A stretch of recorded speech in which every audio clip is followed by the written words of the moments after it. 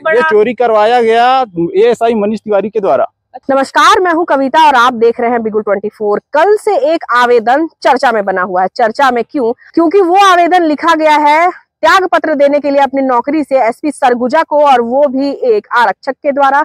वो आरक्षक हमारे साथ हैं और हम उनसे जानेंगे कि आखिर ऐसी क्या कारण बन गई है जो कि नौकरी के लिए लोग इतनी मेहनत करते हैं, दौड़ धूप करते हैं, पसीना बहाते हैं, यहाँ तक कि अपना दिन और रात नहीं देखते हैं, इतनी मेहनत करते हैं एक नौकरी पाने के लिए। और ये नौकरी जो इनको मिली हुई है, जो ये मेहनत से जिन्होंने ये नौकरी पाई थी, आखिर क्यों उसको छोड़ने पर आज वो मजबूर दिख रहे हैं। जी, मैं आरक्षक अमित राजवाड़े, थाना लुंड्रा, जिला सरगुजा में पदस्थ हूँ कि 21 अप्रैल 2025 को मेरे को पता चला कि मेरा ट्रांसफर जिला बलरामपुर कर दिया गया। तरह तरह के फोन आने लगे और अखबार में भी छपने लगा। कुछ अखबार ने भी तो असूलीबाज भी लिख दिया, तो किसी ने और बहुत सारे लिख दिए, जिससे मैं बहुत आहत हुआ। खैर, एक मीडिया को जो पता चलेगा वही छापेगा, क्योंकि उसने तो सारे लोगों को प्रतिक्रिया लिया नहीं है। तब मैं काफी अपमानित महसूस किया कि जबकि आज तक की नौकरी में मेरा किसी प्रकार का कोई शिकायत नहीं है, आज तक किसी का पब्लिक का कोई शिकायत नहीं किया है। इसके बाद ही मेरा द्वेषपूर्ण भावना से जिला सरगुजा से ट्रांसफर जिला बलरामपुर कर दिया गया। मेरे साथ घटना ये हुआ था कि मेरे साथ जमीन देने के नाम पर 10 लाख का धोखाधड़ी हुआ था। कब की बात है ये है दिसंबर 2022 की। अच्छा जी, दिसंबर 2022 की बात है। मैं 10 लाख रुपया उसको दिया। जब जमीन की रजिस्ट्री के लिए बोला तो उसके द्वारा बोला गया कि मेरे द्वारा पूर्व में कुछ जमीन को बिक्री किया गया है, अभी पंजीयन कार्यालय से तत्काल रजिस्ट्री नहीं हो पाएगी।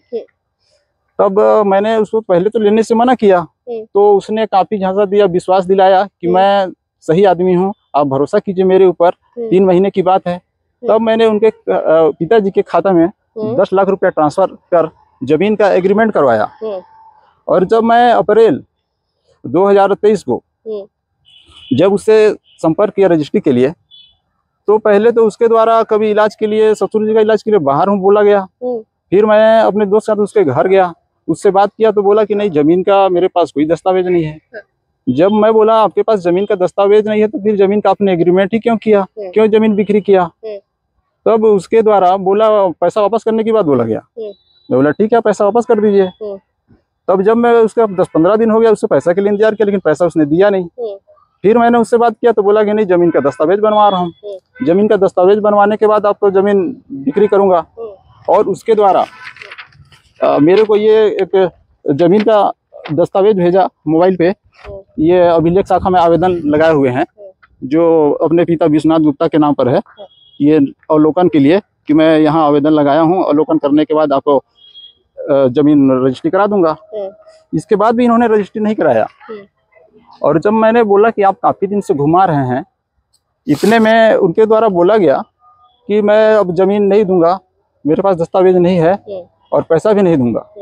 तब मैंने इसकी शिकायत थाना, पहले तो कोतवाली में गया, तो कोतवाली के उप निरीक्षक अखिलेश सिंह के द्वारा इसे थाना मणिपुर का घटना बताया गया। तब मैं मणिपुर में गया, मणिपुर में अपना 2/8/2024 को शिकायत दर्ज कराया। उनके द्वारा बोला गया, आश्वासन दिया गया कि जांच के बाद हम कार्रवाई करेंगे, किंतु काफी दिन बीत जाने के बाद कोई कार्रवाई नहीं की गई। तब मैंने इसकी शिकायत पुलिस अधीक्षक महोदय से किया। पुलिस अधीक्षक महोदय के द्वारा तत्काल मणिपुर थाना प्रभारी अखिलेश सिंह को कॉल कर मेरे सामने ही FIR दर्ज करने के निर्देश दिए और मुझे मणिपुर थाना भेजा गया। जब मैं अपने दोस्त के साथ मणिपुर थाना गया तो मणिपुर प्रभारी के द्वारा बोला गया कि कल FIR कर दूंगा, इतना दिन रुक गए तो धैर्य रखो। और मैं बोला ठीक है। तो फिर मैं, मणिपुर थाना प्रभारी कौन है? जी, मणिपुर थाना प्रभारी अखिलेश सिंह जी। जब मैं इसके बाद 4-5 दिन से लगातार थाना गया, FIR नहीं हुआ। तब मैं पुनः SP साहब के पास गया। उस समय योगेश पटेल SP सर थे।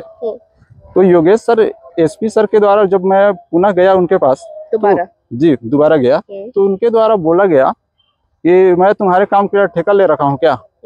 तब मैं फिर वापस चला गया। फिर मैं इसकी शिकायत पुलिस महानिरीक्षक महोदय को भी किया, किंतु वहां से भी किसी प्रकार का ठोस पहल नहीं हुआ और आज तक भी इसमें FIR दर्ज नहीं हुआ और नहीं मेरा पैसा वापस हुआ। अच्छा, आपने आवेदन दिया है कि आप अपने नौकरी से त्याग पत्र देना चाहते हैं। ये मैंने काफी अपमानित महसूस कर और विभाग के प्रताड़ना से तंग आकर मैंने दिया है। जी। क्या लगता है आपको, जब एक आरक्षक खुदा पुलिस डिपार्टमेंट में, उसके बाद पुलिस आपका साथ नहीं दे रही है, तो आम लोगों का क्या हाल होता होगा? जी, ये तो है। देखिए, जैसे एक भ्रष्टाचारी किसी का नहीं होता, वो पुलिस का नहीं होता, ना वो पब्लिक का नहीं होता। जी। जब इससे पूर्व भी मेरे घर में 2 लाख का सोना चांदी चोरी हुआ था। अच्छा अच्छा। जी। आरोपी ज्ञात होने के बाद भी किसी प्रकार का कार्रवाई नहीं किया गया। एक प्रधान आरक्षक मनीष तिवारी के द्वारा आरोपियों से पैसा लेकर आरोपियों को छोड़ दिया। किसी प्रकार की कोई कार्रवाई नहीं की गई।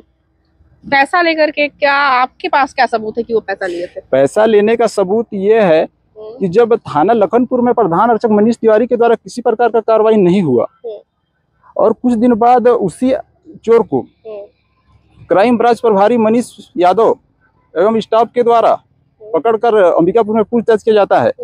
जो मेरे को पता चलने पर मेरे को ही फोन करके बुलाया गया। तो जब आया, मैं बाहर से सारा चीज में देख रहा था और सुन भी रहा था। चोर के द्वारा स्वयं बोला गया कि चोरी करना स्वीकार किया और चोरी के नकदी रकम को मनीष तिवारी को देना बताया।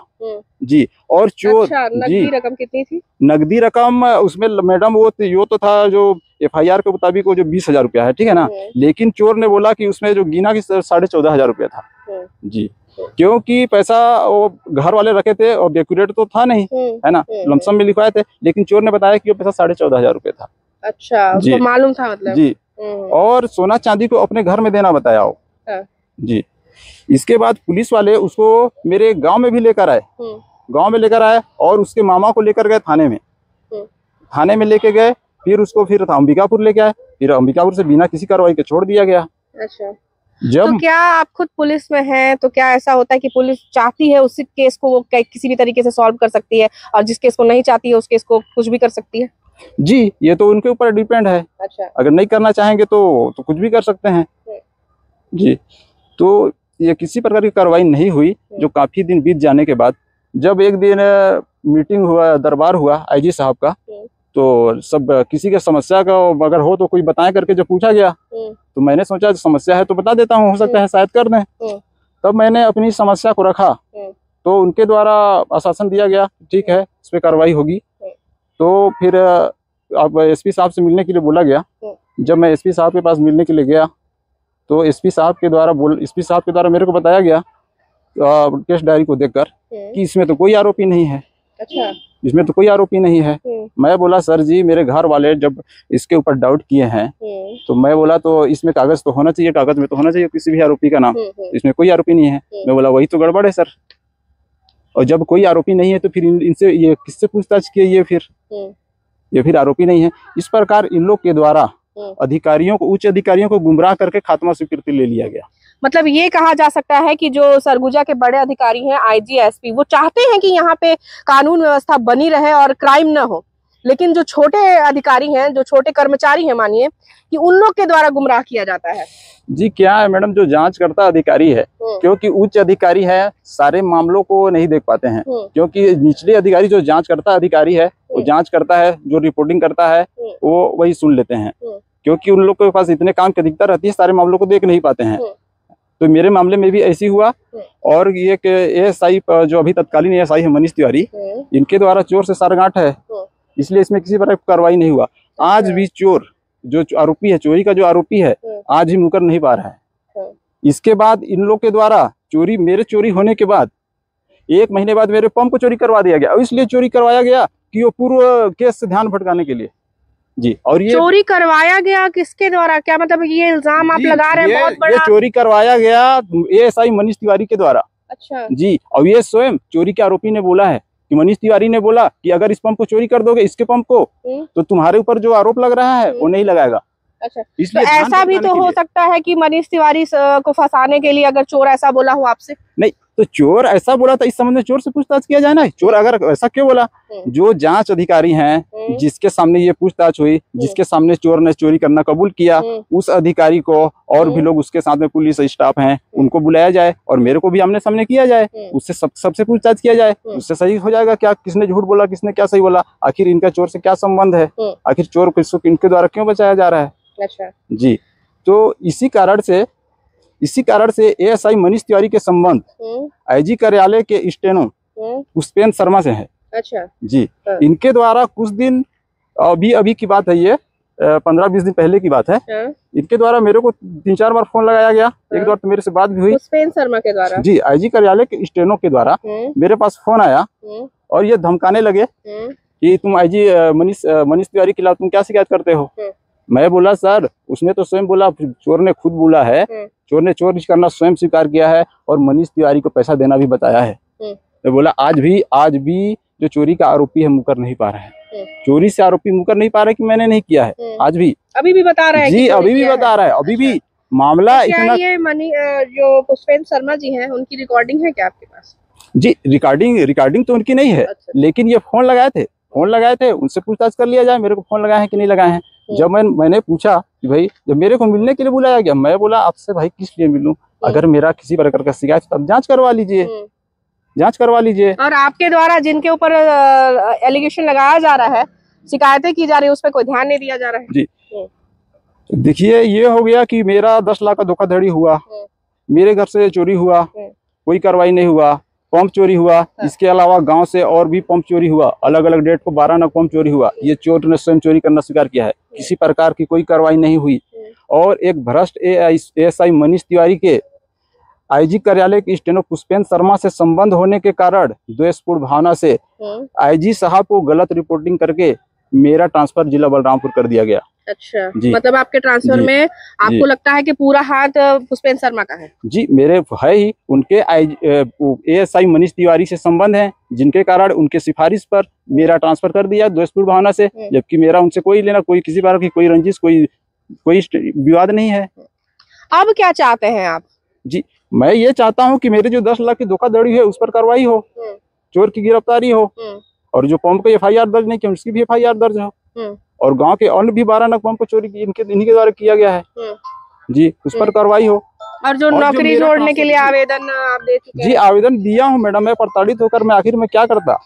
मेरा देखिए, एक तो मेरे साथ इतना सारी घटनाएं होने के बाद भी किसी प्रकार की कार्रवाई नहीं हुआ, उल्टा मेरे को प्रताड़ित किया गया और मेरे को तरह तरह का अपमान का सामना करना पड़ा। तो पेपर में, किसी पेपर में असूलीबाज छप रहा है, तो किसी में भ्रष्ट पुलिस के कर्मियों का ट्रांसफर हुआ, तो तरह तरह के जो छप रहे हैं, जिससे मैं काफी आहत महसूस हूँ, क्योंकि मैं एक अनुशासित विभाग से हूँ। अगर लेकिन मैं अपनी प्रतिक्रिया नहीं देता तो लोग मेरे खिलाफ क्या सोचते, इसलिए मेरे को मजबूर होकर प्रतिक्रिया देना पड़ रहा है। अच्छा जी, आप सुन रहे थे उनको, जिन्होंने अभी आवेदन दिया था कि मुझे नौकरी करनी ही नहीं है। क्यों? क्योंकि वो खुद ही प्रताड़ित है। पुलिस विभाग में होते हुए भी वो आरोप लगा रहे हैं कि उनको किस तरीके से प्रताड़ित किया गया है, वो बता रहे हैं। तो सोचिए कि आम लोगों का क्या हाल होगा। मैं कविता कुशवाहा, बिगुल 24 से।